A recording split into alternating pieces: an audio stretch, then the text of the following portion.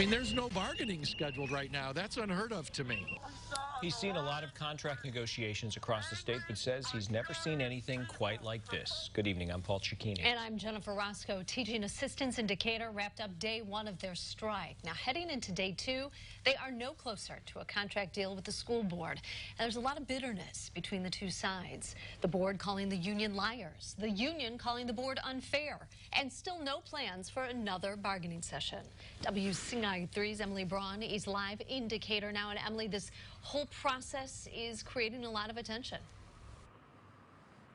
Jennifer, more than 500 kids couldn't come to school today. Dozens of teachers, assistants, parents, and teachers walked up and down these sidewalks, spreading out to public schools all across the city to spread the message. Even teachers striking in Chicago came down to join forces with Decatur. So the TAs say they're getting plenty of support from the community, but not enough from the school district. Looking around Decatur, you'll see a lot of blue. This time, the ones in blue were joined by a loud and proud group in red.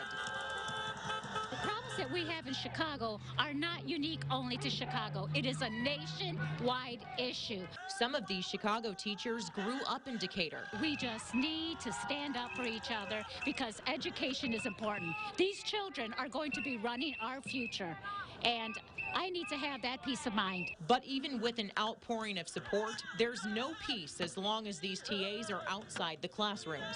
There are really no words for how ugly this process has become. It became very combative early on, us against them kind of thing, them against us rather.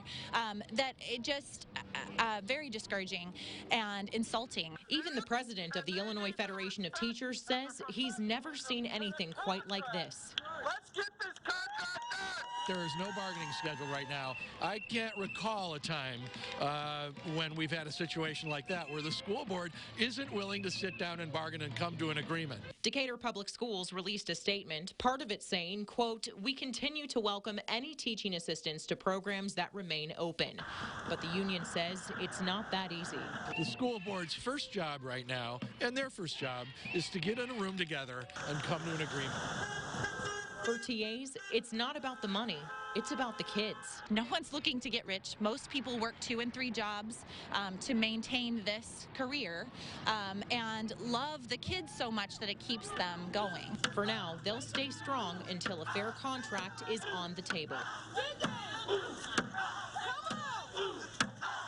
The district suspended special education and preschool classes until the TAs can return to the classroom. That affects 528 kids. And as we told you in the 5 o'clock, a good number of those kids are not a part of the Decatur Public School District. Instead, they're a part of the Macon County, Piatt County Cooperative for Special Education. Of course, we'll keep you updated as this process continues.